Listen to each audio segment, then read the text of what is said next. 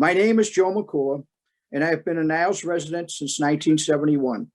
I attended most of the library board meetings for the last 4 years, including Zoom meetings, and I've seen the videos of some that I didn't attend.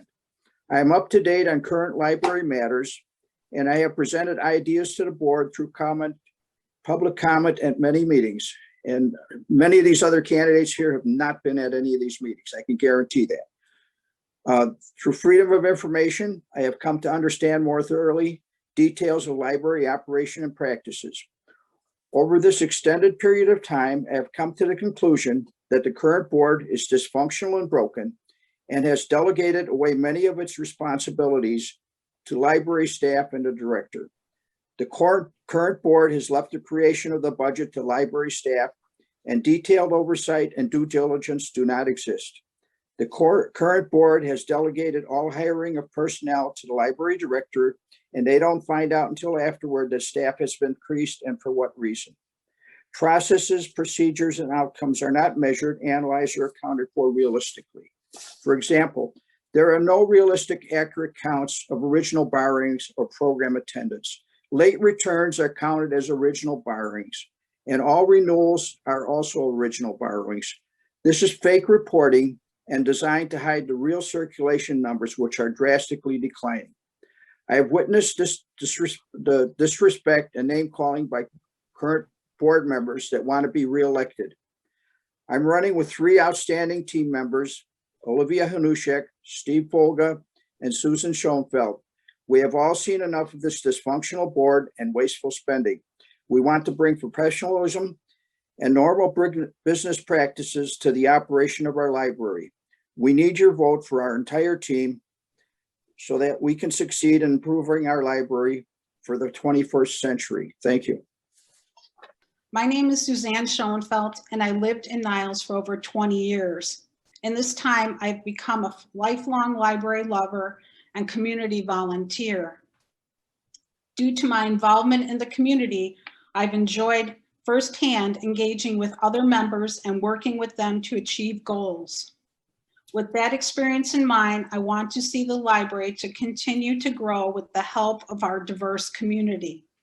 By having that personal connection to individuals, I hope that this will allow them to feel comfortable voicing their opinions and concerns and base our understanding of off facts, not fiction. If elected, I hope to do this by creating a citizen book selection committee, partnering with local schools to create programs for their students based on learning styles and needs, as well as not limiting our programming for seniors. By bringing programs that constitute with higher creative attendance, and currently we only have 27% of Niles-Maine residents using our facility. I believe that through our experience volunteering at St. John Brebeuf Church and the Girl Scouts of America will provide me with the tools needed to make Niles residents and hear their voices heard. I have excellent problem-solving skills and keen understanding of how money should be spent. My hope is that through these skills, I'm able to work with the board to continue to obtain a state-of-the-art library without unnecessary spending. And in closing, it's the position that makes the leader, it's the leader that makes the position, and I hope to show you, if I win this election, that we can all work together. Good evening. My name is Steve Fogel, Dr. Steve Fogel, and I hope to be part of the new library board. I've been a Niles resident and a frequent library user for over 20 years. Now, being a member of the library board would be an honor because I believe that libraries are a cornerstone of our democracy. But I also believe that changes in our library need to be done. Within the last year, the livelihood of many of our residents have changed because of the pandemic. People have lost jobs, they've lost their income. Library hours and attendance were cut by pandemic restrictions. And so I think that the library spending should follow these trends and be limited and assigned to services most needed by the community. We will examine and consolidate the current 150 plus library programs. And recent examples of excessive spending by the current board include a $443,000 health insurance policy, a $900,000 new roof, a $57,000 phone system that are appropriate at a time when people are struggling to pay bills. Instead, our team pledges to be able to provide sound financial oversight on the library spending and transparency to all of the residents. And we will implement a formal bidding process for all major services with broad resident involvement. Now, the most recent public data shows that only 27% of Niles-Maine's population uses our library, but our overall spending is similar to other library districts with much, much greater public involvement. That means that the spending that we have is high, resident use is low. That must change. And so in conclusion, we want to bring sensible spending aligned with the current financial conditions, look at new innovative programs for job creation, community health and wellness, and provide civic and history education to all. Thank you very much for your time, and I ask for your vote. I'm reading on behalf of Olivia Hanusiak. She was unable to attend this evening. She has lived in Niles for over 20 years. She attended Culver Elementary and attended Niles West High School as a child. She participated in many programs at our library, offered and continued to utilizes it in her resources. It had helped her through nursing school and passed the state boards. I'm running for trustee of the Niles-Maine District Library because I want to see changes in the community I have grown up in. I'm a registered nurse and I strive to provide the best care for people at work. I want to ensure the library does the same for the district's residents.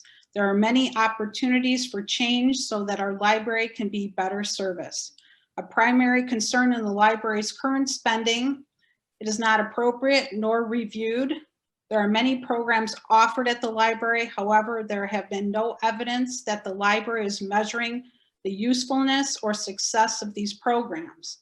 A system needs to be put in place to ensure time and money is spent wisely and the programs offered and the programs that are beneficial and actually used.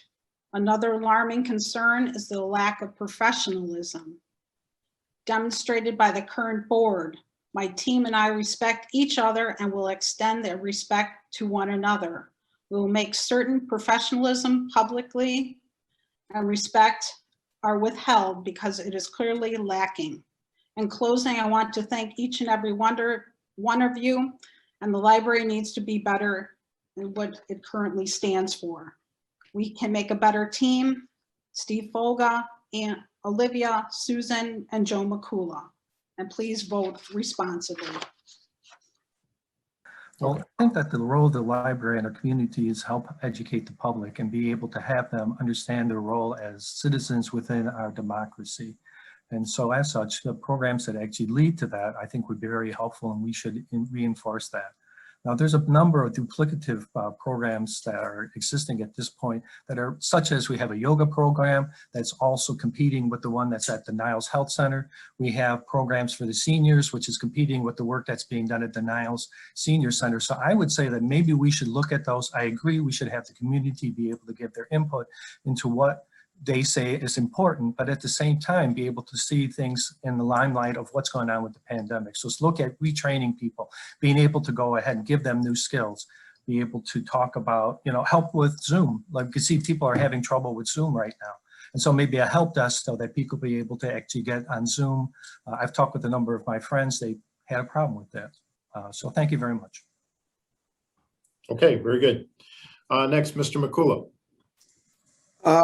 One thing I think the library should have is ebooks for every single edition that it has there, especially for the kids' books, because at this time, a lot of people aren't coming to the library. We don't know what the situation is going to be post-COVID, if people are even going to want to touch books. I don't know, but we should have ebooks for all that. I agree with Mr. Fogel. There's programs that are duplicated by the Park District. There's dance and yoga and all types of stuff that we don't need two government bodies doing the same thing and both having cut into the attendance of the other. So I think we need to sort that out and combine programs in that sort. The library is a depository for all the for literature for the community. It's people depend on the library for books and for DVDs and magazines and newspapers and reference, and that's the main focus it has to keep. And finally, Ms. Schoenfeldt. In terms of the question, I feel that we should actually enforce, since this pandemic, we need to add courses for people that need to find new careers, new guidance in terms of which direction to go to. We need to have one-on-one communication for people to understand and relate. We need careers and actual subjects for intercommunication for people to actually partake in, and students as well. We need to collaborate with the parks, and we need to collaborate with the schools to actually give better programming. How would you address partnering with other agencies or entities such as schools, townships, park districts, village governments, or other entities such as nursing homes, long-term care, or long-term care facilities? What, if any, changes would you recommend? I agree with everybody else in terms of being able to partner with other agencies within the Niles-Maine community. And that would be giving us the opportunity to be able to socialize the individual programs and to pique their interest in what we're trying to do. Now, it would be helpful to actually reach out, say, like the businesses who are actually involved in STEM, and see whether or not they would be able to provide funds to have additional increased activities in, say, like in the science and the technology portion of it, as well as look at grant processes from the state and federal government. I guess those have been looked into, but then we could see if we could be creative in terms of looking outside of the box, trying to get money from other organizations. So I'd say that there's the potential of being able to bring in more people, be able to bring in, like you're saying, people from the nursing homes, and then make sure that we have all the individual residents of the Niles-Maine community be able to make use of the different programs over at the library. I think one area that we could contribute partnering with is the Niles Historical Society. And we might consider giving them a small area within the library where they could keep changing and putting in new displays every month or something, because they have an awful lot of stuff and they have very low attendance over there. And I think it'd be interesting and draw people into the library to see what's going on there. And that would be definitely an attraction to bring more people in. Ms. Schoenfeldt. I agree with Steve and our other contestants, Joe. I believe that we can actually collaborate and move forward with the community, with community input. That's the most important thing. We need to have more community involvement, more programs for the seniors, more versatility, more language classes, more one-on-one communication for individuals. This is a diverse community. Our neighbors speak over 90 languages. They represent many different races, ethnicities, and religions. Are gay and trans, are non-neurotypical, and have physical disabilities. How will you ensure that the library remains a place that is welcoming and supportive of everyone? Mr. Fogel. Thank you very much. I'm a supervisor at Argonne National Laboratory, so I've gone through diversity training to be able to help to understand the needs of the individuals, the disadvantaged, and in terms of being able to understand people from the diverse backgrounds. My wife's Polish, so I understand being able to worry about implicit biases toward people who are not, say, from this country. One of the things that I would say is that when you look at the programs that are on given right now, all the virtual programs are in English, except for one, which is in Polish. And so I would like to be able to say that maybe we should suggest look at making some of our virtual programs also in Spanish, because about 10% of our population in this area is Hispanic, and look at being able to broaden the virtual programs to other people. So thank you. Okay, Mr. Makula. Yes, as far as handicap accessibility, the building has to be, I mean, there's mandates and the construction building code and everything. I don't think we need to worry about modifying our buildings to make them handicapped accessible.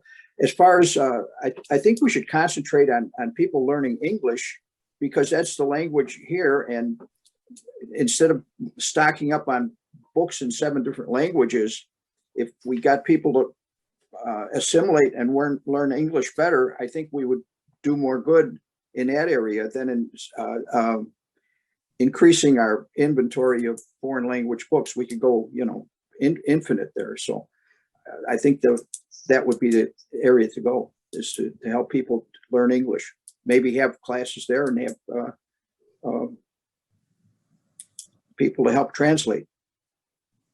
We do need to have, some books in the languages, but learning a language is more important than, in the long term, than having all these books that we probably have a low circulation on. Ms. Schoenfeldt.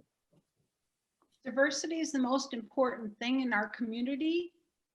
That's where we strive on, and diversity is the most where we can take the avenues to the next level. We need more children involvement. We need that key factor between adults and young students. And if we can get that path, that is the most important path to our securing our development of the library. And that's all I have to say at this time. For the next question, I'm going to ask library trustees to discuss term limits. Mr. Makula tried to introduce, did a petition drive to introduce term limits, and the library's attorneys found that as a non-home rule community, term limits could not be introduced by referendum. I'm going to leave that history at that and just ask what your position is on term limits. And we're going to start, I'm sorry, with Mr. Fogel. I believe in term limits. I think that basically, if you allow people to stay in a position for a very extended period of time, then you're not bringing in new blood, new ideas. And so as such, if we were to bring in new people constantly, that would allow for, I'd say, a current churning of being able to bring in more diverse people, bringing in different ideas, being able to talk about different technologies that needed to be involved. So by having term limits, that actually gives an opportunity for the young people in this community to look and become part of the library board, as well as candidates for other types of positions within our local, state, and federal government. So I am a firm supporter of term limits. Thank you. And Mr. Makula. Yes. Am I on? Yes. Yes. Oh, okay. I circulated a petition for term limits. It was a 6-year term. And the Illinois Constitution allows for term limits. What occurred is there was no objector to the referendum. And the library director took it upon herself to act as a judge and jury and wouldn't put it on the ballot. We went to court. It was decided that because district law doesn't say anything against term limits, but it doesn't allow for them. So it was taken off the ballot. But I believe that a 6-year term is long enough. People can do their best job in 6 years, and we get a good turnover. We get new ideas, new people on there, and that's the way to go forward. We have 57,000 people in this district. There's no reason we can't find 7 good people at, more than, over a 6-year period. There's plenty of people there, and I'm sure a lot of them that are qualified. Incumbents have an advantage in an election, and it makes it difficult for new people to come in. So Okay. Thank you. That's time. Long enough. Ms. Schoenfeldt. Yes, I believe in the term limit as well, because you need to bring in new ideas, and you need to stress the importance of the library and the diversity that it actually brings to our community. And that's all. Transparency in government is important. How is the library doing on that front? And what, if any, changes would you support to increase transparency? We're going to start with Mr. Makula. Well, I'm not on the board right now, but there's a lot of things that the way things are done, the biggest thing is we don't have a realistic count of what our real circulation is. About 3 years ago, the library started counting renewals as original borrowings. And at the same time, they eliminated the fine. And if your book was late, they counted that. If you were a day late, it counted as an additional borrowing. You didn't have to do anything. It automatically counted. So we don't really know what the numbers are. The last real numbers we had were 675,000 items. That means DVDs, magazines, books. And at that point, our budget was $8 million. So if you divide you do the math, it came out to over $10 for each item that was loaned out as far as the cost. I know there's other things going on like programs and stuff, but that was way out of control because our circulation was down, our attendance was down, and our costs were high. And we need Thank you. Ms. Schoenfeldt. I believe that our library is not fully transparent. I do have a couple things that I would like to add that have not been really directed. As of, how can I exactly say this? In 2019, you are replacing a roof for $900,000. And then also you wanted to put a sphere up to the library, which was $75,000, which was wasteful spending. And it's constant spending. And now the Culver parking lot, you have a lease for 25 years for $881 per month. I just find that very appalling. And I think there needs to be more transparency. That's all I have to say. Thank you. Okay. And finally, Mr. Fogel. I agree with in terms of transparency, working with, say, community focus groups, looking at online surveys, being able to talk to people to find out what they feel in terms of what the individuals' programs at the library should be. In terms of transparency, in terms of cost, I can't find any of the RFPs for any of the work that's been done for the library online for the individuals to be able to look at, to be able to say, okay, this is for the new roof, who is the actual, what is the specifications for the roof, as well as who is actually bidding on it. Maybe it's on the journal, but I can't find it online. So in terms of cost transparency, I think we need to increase that so that people know what are the individual capital costs that are being considered by the board before they actually make a decision to see whether or not it's in the best interest of the community. Thank you. So we're going to do closing statements again, 1 minute, 30 seconds, and we will start with Mr. Makula. Am I on? Yes. Yes. Okay. The library needs rebuilding more than ever. Mismanagement and incompetence existed before COVID and are even worse now that COVID is on the decline. The incumbents who broke the library are not the ones you want fixing the library. There's 2 of them up for re-election. I'm running with a team of 3 other concerned citizens who want to improve and prudently manage our library. Our team will eliminate duplicity by consolidating 150 plus programs and make those programs more relevant to all. We will also expand programs on contemporary health and wellness, offer programs that supplement schools' curriculums, create programs for cultural, civic, and history education. We plan to add resources for job application and training, create a citizen advisory book selecting committee. We will revitalize the library by business budgeting procedures. If we find we have more funds than we need, we will abate that excess back to the taxpayers. I'm asking for your vote and also for the vote for Olivia Hanusiak, Steve Fogel, and Susan Schoenfeldt, so we can succeed as an outstanding team to bring the Niles Library into the 21st century. Thank you. Ms. Schoenfeldt. Well, I want to say thank you, Tom. In closing, I hope that you have learned a little about myself and what I hope to achieve for our wonderful library. If elected, I hope to help my neighbors and my fellow community members to include them to help to expand the library's resources and work to be as transparent as possible. We need integrity, diversity, and transparency. If you have any further questions for me, please do not hesitate to reach out to me on my email, which is suzanneschoenfeldt@gmail.com. And thank you so much for everyone. And please vote for Steve and Joe and Olivia and myself. Thank you. Thank you. And finally, Mr. Fogel.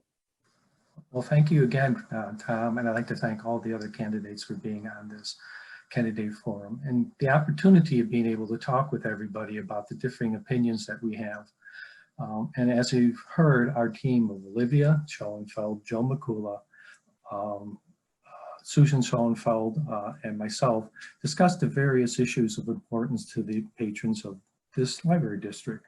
And so we've been trying to offer solutions to those various problems. And so one of the things that we've talked about is to try to have sound fiscal oversight of and cost transparency. And that would be based upon the work that we have all done, and myself being a program manager handling millions of dollars of different types of projects for the federal government, and apply that ability toward this library board, as well as being able to put into a formal bidding process for all the major services that we have, information that will be available on the internet for people to be able to look at, be able to react to, criticize, give us their input as such. And so have a broad base of resident participation, as well as being in the technical field, be able to, I'm very adamant about this, is that given the fact that we look at what's been happening in our community, that we need to be able to support our residents in pursuing technical skills. So please vote for me and the rest of my team and bring change to the library board. Thank you.